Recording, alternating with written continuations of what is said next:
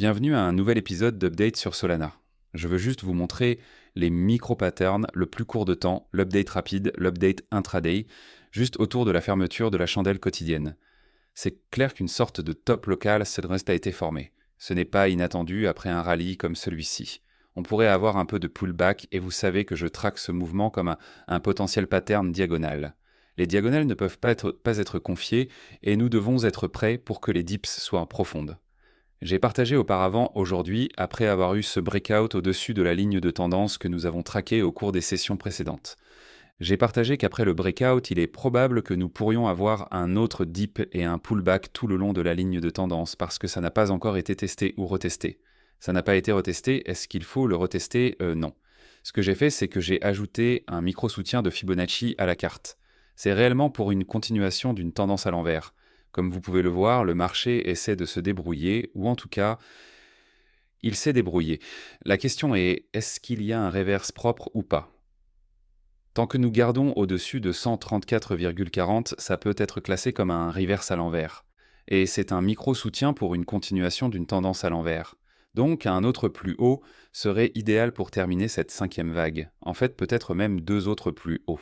Mais encore une fois, les microstructures sont parfois très dégueulasses. Pourquoi je dis deux autres plus hauts? Parce qu'une troisième vague devrait idéalement atteindre une extension de 138, et c'est à 158,60, nous n'y sommes pas encore. Donc l'idéal c'est que le prix arrive. Peut-être qu'il y aura une cinquième vague extérieure ou que nous aurons deux autres plus hauts. Nous verrons. Pour le moment, il y a cette zone de soutien à regarder. Les résistances Fibonacci 147,54 et 154,34 sont les niveaux d'envers à regarder. Et ceci serait la vague 5. Elle devrait arriver là-bas. Peut-être même à cette extension de 138 une fois que la troisième vague est terminée. Donc, dès que la vague 3 est terminée, nous pouvons ajouter du soutien pour la vague 4. Et la vague 5 devrait nous prendre encore un peu plus haut. Seulement quand nous aurons toutes ces 5 vagues, qui pourraient probablement atteindre 166.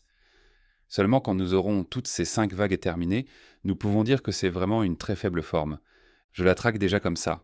Comme je l'ai dit auparavant, si nous voyons une vague au-dessus de notre ligne de tendance, nous allons commencer à la traquer à l'envers. Parce que le risque d'une vague plus basse, même si elle n'est pas éliminée, le risque n'est pas, vous savez, vous ne pouvez pas dire ça. Les probabilités d'une vague plus directe sont plus basses. Et cela prendrait une vague en dessous du soutien pour la rendre plus probable. Donc le marché devrait nous le prouver. Et l'un des niveaux de soutien que nous devrions détruire pour indiquer que nous avons une vague plus basse, l'un de ces niveaux de soutien, c'est le niveau de tendance précédent qui s'est formé le dimanche dernier à environ 130,30. Donc si nous gardons au-dessus de ce niveau, le focus pourrait être plus élevé. Idéalement, nous ne perdons même pas sous le soutien de Fibonacci. Nous devons distinguer entre l'invalidation et le soutien de Fibonacci. Donc si nous obtenons un autre niveau, 110 et 103 de soutien annexe. Mais comme je l'ai dit, pour le moment, le compte jaune pour l'envers est préféré.